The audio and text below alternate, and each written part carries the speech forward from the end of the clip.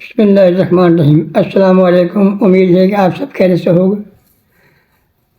جیسے کہ آج کے حالات کے مطابق پرانے وقتوں کی بات ہے، لوگ بہت یقین کرے ہیں۔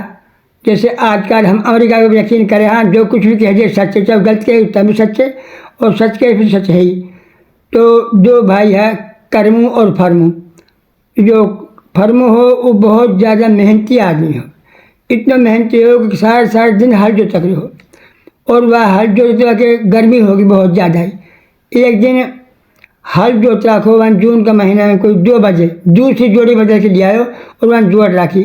وہ آ کے اتنے سرسام میں آگو، اتنی گرمی بڑھ گئی کہ وہ اچانک بے ہوش ہو کے ہل کے پیچھے ہی گر پڑو۔ جب کرمو نے دیکھو کہ فرمو گر پڑو تو بھگتے ہیں من رول مچایا، اور وہ فرمو چارپائی پہ لے کے آگے گھر لے کے گھر لے جا کے ان دوران میں کوئی 2-4 گاؤں میں ایک آدھ ہی حکیم رہ کے ہو، اور حکیم جو رہے ہیں ان پہ ان کو پورا بھروسہ یقین رہے ہو۔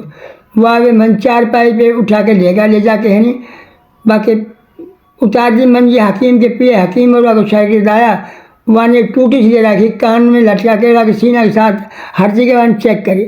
یہ سارا وجود چیک کرنے کے بعد کہنے لگو انا للہ و انا الیہ راجعون، بھائی یہاں سے کوئی سانس نہ ہے، اپنا کی قبر کشائی کرو، دفناؤ، اپنا لے جاؤ۔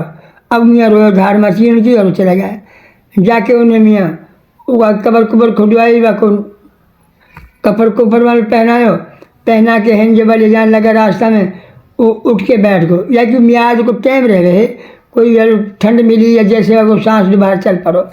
اب وہ کہنے لگا تو مر گو ہا، ہمارا حکیم جھوٹ نہ بولے، تو جھوٹو ہار او سچو ہے، تم ہوا بھر گئی ہے اور تیری مہربانی تو مر گو ہا اور تو لیٹ جا۔